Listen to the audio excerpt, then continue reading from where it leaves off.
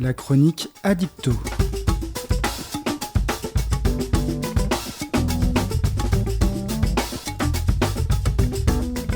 Bonjour à tous et bienvenue dans Addictive, la chronique dans laquelle on parle des addictions sur Radioactive. Bonjour Jean-Michel. Nous sommes donc Jean-Michel Trouvé et Jean-Pierre Gadot, tous les deux membres de l'association La Santé de la Famille, qui a pour but l'aide et le soutien aux personnes en difficulté avec un produit, disons addictif. Il s'agit d'une association née en 1896 dans le monde cheminot. Reconnue d'utilité publique en 1950, elle est aujourd'hui ouverte à tout public. Nous aurons l'occasion d'en reparler. Pour l'instant, présentons-nous. Donc Jean-Pierre, je suis personnellement cheminot retraité. Je me dis ancien malade alcoolique. Ma principale motivation dans cette association est d'éviter aux personnes de souffrir ce que j'ai souffert dans mon addiction. Moi, en ce qui me concerne, Jean-Michel, je suis comme retraité, adhérent et militant à l'association La Santé de la Famille, issu de milieux de la santé, entre autres, avec une expérience de soignant qui a connu la problématique de la dépendance, ce qui m'a amené à chercher à apprendre et comprendre ce qui se passe dans cette maladie. L'idée de cette chronique est de vous informer sur les problématiques de l'addiction. Comment se met-elle en place ? Pourquoi parfois avec la consommation d'un même produit comme l'alcool, certains deviennent dépendants et pas d'autres ? Comment s'en sortir ? Comment la prévenir ? Pour cela, nous traiterons d'une thématique chaque semaine. Mais avant de commencer, précisons plus concrètement ce qu'est notre association La Santé de la Famille et sa philosophie. Pour la santé de la famille, tout individu aspire au bien-être. C'est une donnée de l'évolution de l'espèce humaine. On peut dire que tout être humain cherche à s'inscrire dans une logique d'épanouissement. Pour certains et pour un temps, ce sont les pouvoirs psychotropes de l'alcool qui le permettent, et cela est d'autant plus vrai que leur mal-être ou leur vulnérabilité sont intenses. Tout à fait Jean-Michel. Ainsi, la santé de la famille considère qu'une addiction se présente comme l'échec inéluctable sur les plans biologiques, psychologiques et socioculturels d'une logique initiale d'épanouissement fondée sur la psychotropie d'un produit, qu'il soit alcool ou autre. C'est pour cela que la santé de la famille se donne pour projet global de promouvoir des logiques d'épanouissement non fondées sur l'usage de produits psychotropes. Et oui Jean-Pierre, cette vision va nous permettre d'introduire dans notre première thématique quels sont les rapports aux produits. Mais auparavant, précisons ce que nous entendons par produit. Il s'agit de produits psychotropes, produits qui modifient la perception au niveau du cerveau de tout ce qui nous entoure, de notre vision, de ce que l'on entend et de notre rapport aux autres. C'est ce que confirme Carl Rogers, psychologue humaniste nord-américain, lorsqu'il dit que le désir de se développer, d'évoluer, de croître est inné. Ajoutons que Virginia Anderson, chercheuse, et Abraham Maslow, psychologue, quant à eux nous disent que pour cet épanouissement, ce bien-être, l'homme a des besoins à satisfaire. Rappelons ces 5 besoins classés de la pyramide de Maslow: besoin de maintien de la vie, besoin de sécurité, besoin d'appartenance, besoin d'estime et besoin de réalisation de soi.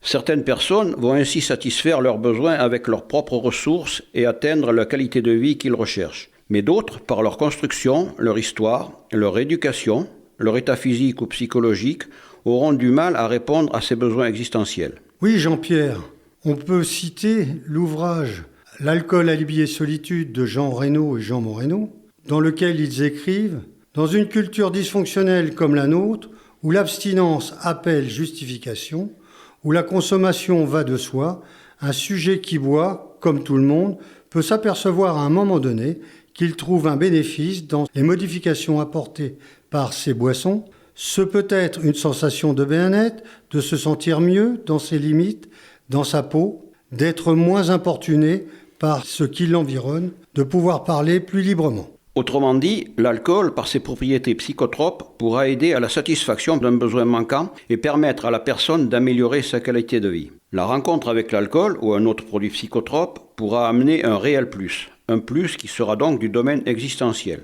C'est ce que nous disent Bernard, Sylvie, Dominique et Eliane, que nous vous proposons d'écouter tout de suite.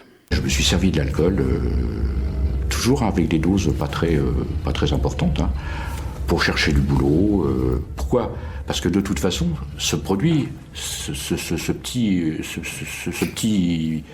petit remède-là, enfin je ne sais pas comment on peut appeler ça, mais c'était magique, quoi. Moi, je faisais tout avec ça. Et ça marchait à chaque fois. À chaque fois, ça marchait. C'est-à-dire qu'à chaque fois que je demandais quelque chose, le produit me le donnait. Et donc ça a duré longtemps. Hein. Moi, j'ai vécu avec l'alcool 25 ans. 25 ans où j'ai jamais eu de problème avec l'alcool. Ça me rapportait que du bien, c'était que du positif. Parce que bien sûr, quand je me suis aperçue de ce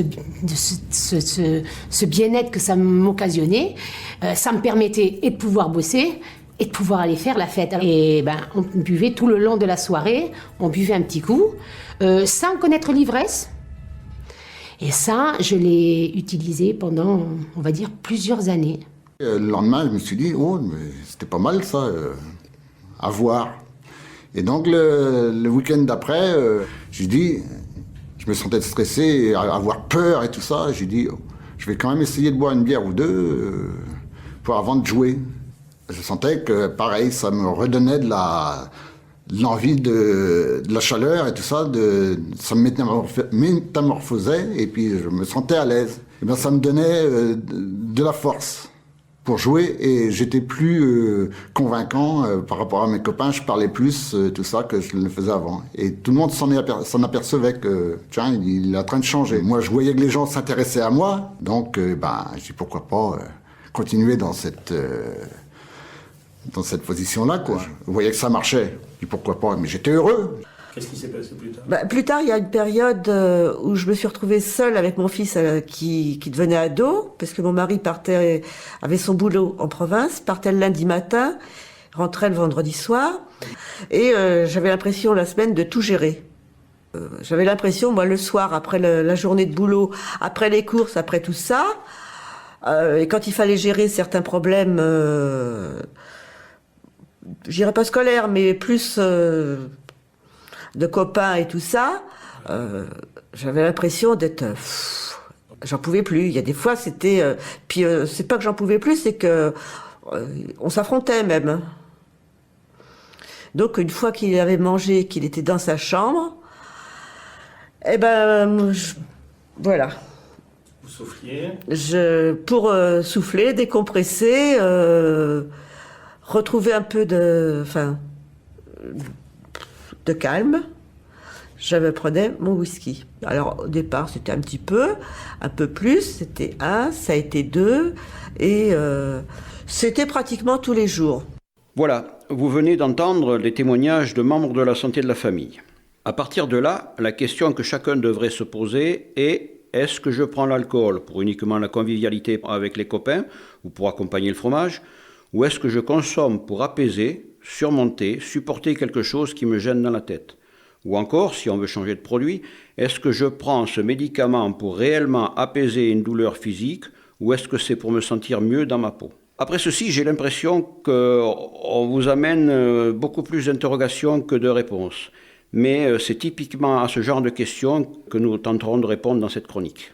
Eh bien, merci Jean-Pierre, c'est la fin de cette chronique. N'hésitez pas à venir nous rencontrer. Nous tenons des permanences à Amboise et dans d'autres communes. Pour connaître les jours, rendez-vous sur notre site La Santé de la Famille. Merci à David Marion qui était à la technique. Vous pouvez réécouter cette émission en podcast sur le site Radioactive. On se retrouve la semaine prochaine. Merci Jean-Pierre. Merci à toi Jean-Michel. Au revoir. Salut et au revoir.